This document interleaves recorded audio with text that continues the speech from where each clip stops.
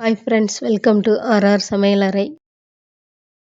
இன்னைக்கு நம்ம ஹோட்டல் ஸ்டைலில் சூப்பரான உதிரி உதிரியாக பன்னீர் பிரியாணி எப்படி செய்கிறதுன்னு பார்க்கலாம் வாங்க. அதுக்கு முதல்ல ஒரு பிளேட் எடுத்துக்கோங்க. 2 சிட்டிகை மஞ்சத்தூள், அரை டீஸ்பூன் மிளகாய்த்தூள், 1/4 டீஸ்பூன் உப்பு சேர்த்து கையால் கிளறி விட்டுக்கோங்க.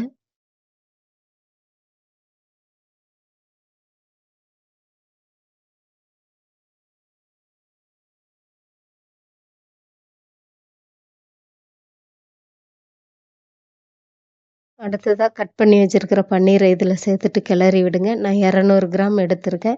பன்னீர் எந்த சைஸில் வேணுமோ அந்தளவு நீங்கள் கட் பண்ணிக்கோங்க. பன்னீர் ஈரமாக இருந்தால் மசாலாவில் அப்படியே பிசைஞ்சு விட்டுக்கோங்க. இல்லாட்டி கொஞ்சமாக தண்ணி தெளித்து பிசைஞ்சு விட்டுக்கலாம். இப்போ பாருங்கள், மசாலா எல்லா பீஸ்லேயும் நல்லா ஒட்டியிருக்கு. இதை மாதிரி வர்ற வரைக்கும் நல்லா பிசைஞ்சு விட்டு இதை அரை மணி நேரம் ஊற வச்சுக்கலாம். அடுத்ததாக அரிசி ஊற வச்சுக்கலாம். India Gate basmati rice 1½ tumbler அளவு எடுத்திருக்கேன். இதை 2 டைம் வாஷ் பண்ணிவிட்டு 25 நிமிஷம் ஊற வச்சுக்கலாம்.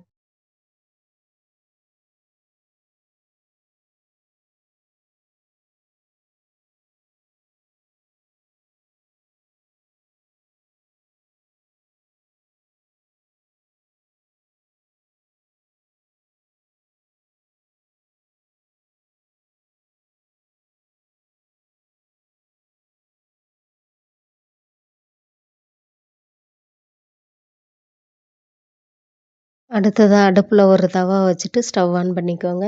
அடுத்து தவா சூடானதும் 1 டீஸ்பூன் அளவு நெய் சேர்த்துக்கோங்க. நெய்க்கு பதில் பட்டர் கூட சேர்த்துக்கலாம்.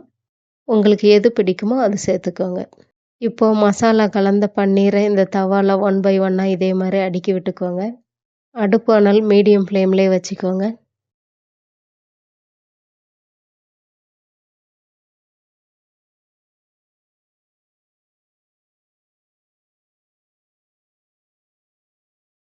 ஒரு ஃபோர்க் இல்லை ஒரு ஸ்பூனால் இதை மாதிரி ஒரு பன்னீரையும் பெரட்டி விட்டுக்கோங்க.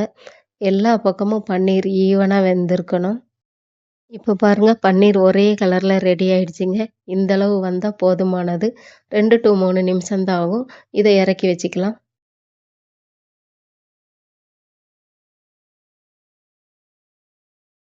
அடுத்ததாக அடுப்பில் ஒரு அடிகனமான பாத்திரம் வச்சுக்கோங்க. நான் குக்கர் வச்சுருக்கிறேன். பாத்திரம் சூடானதும் 1 டேபிள் ஸ்பூன் அளவு கடலெண்ணெய் ஊற்றிக்கோங்க. அது கூட 3 டீஸ்பூன் நெய் சேர்த்துக்கலாம். அடுத்து எண்ணெய் சூடாயிடுச்சுங்க. இப்போ 2 பிரியாணி இலை சேர்த்துக்கலாம். அது கூட நீல வாக்கில் கட் பண்ணி வச்சுருக்கிற ஒரு பெரிய வெங்காயம், ஒரு பச்சை மிளகாய் சேர்த்து வதக்கி விட்டுக்கலாம். வெங்காயத்தை கைவிடாமல் வதக்கிக்கோங்க. எந்த பக்கமும் தீயக்கூடாது. ஒரே கலரில் வர்ற வரைக்கும் வதக்கி விட்டுக்கோங்க.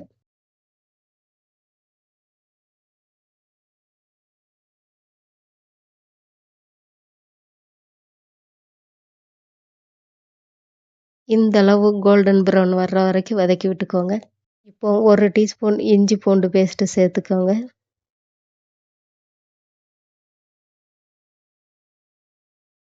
அது கூட ஒரு பெரிய வெங்காயத்தை அரைச்சி வச்சுருக்கிறோம். அந்த பேஸ்ட்டையும் சேர்த்து வதக்கி விட்டுக்கலாம்.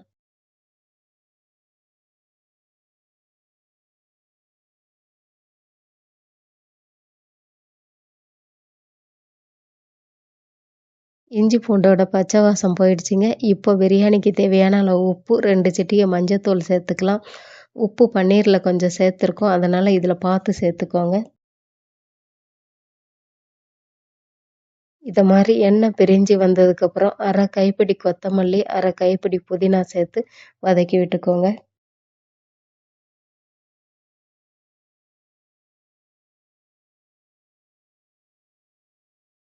அடுத்ததாக 1 டீஸ்பூன் மிளகாய் தூள் சேர்த்து வதக்கி விட்டுக்கோங்க.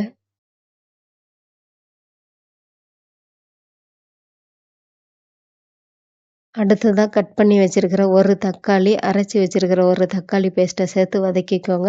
மொத்தம் 2 தக்காளி போதுமானது.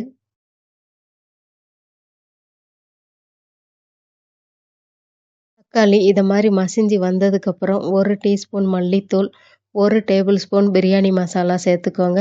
இந்த பிரியாணி மசாலா நம்ம சேனலில் ஆல்ரெடி அப்லோட் பண்ணியிருக்கோம். தேவைப்பட்டால் மேலே கார்டில் கொடுத்துருக்கேன், பார்த்துக்கோங்க. அடுத்து 1 டேபிள் ஸ்பூன் புளிக்காத தயிர் சேர்த்து வதக்கி விட்டுக்கோங்க.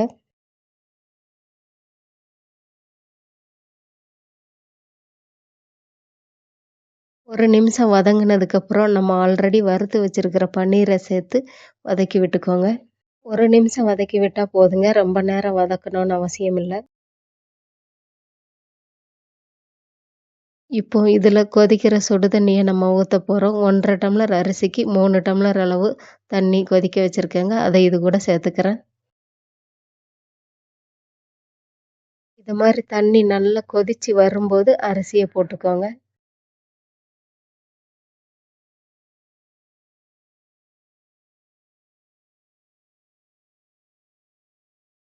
அரிசி போட்டதும் மெதுவா கிளறி விட்டுக்கோங்க. வேகமா கிளற வேண்டாம். அரிசி உடைஞ்சிரும். இப்போ இத ஒரு தட்டு போட்டு மூடி 5 நிமிஷம் வேக விட்டுக்கலாம். 5 நிமிஷம் ஆயிடுச்சுங்க. இப்போ தட்ட எடுத்துட்டு கிளறி விட்டுக்குவோம். தண்ணி கம்மியா இருக்கு.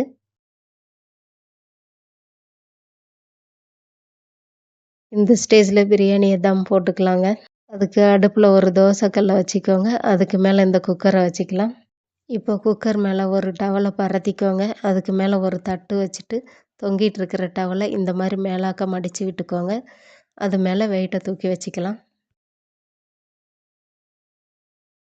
15 நிமிஷம் ஆயிடுச்சுங்க. இப்போ ஒரு கரண்டியால குத்தி பாருங்க. தண்ணி இருந்தா ஒரு 5 நிமிஷம் எக்ஸ்ட்ரா வைக்கலாம். நமக்கு கரெக்ட்டா இருக்கு. இப்போ ஸ்டவ் ஆஃப் பண்ணிக்கலாங்க. இப்போ கம கமன்னு சூப்பரான பன்னீர் பிரியாணி தயாராயிடுச்சுங்க. உங்களுக்கும் பிடிச்சிருந்தா செஞ்சு பாருங்க. இந்த வீடியோ உங்களுக்கு பிடிச்சிருந்தா லைக் பண்ணுங்க, ஷேர் பண்ணுங்க, கமெண்ட் பண்ணுங்க, சப்ஸ்கிரைப் பண்ணுங்க. Thank you.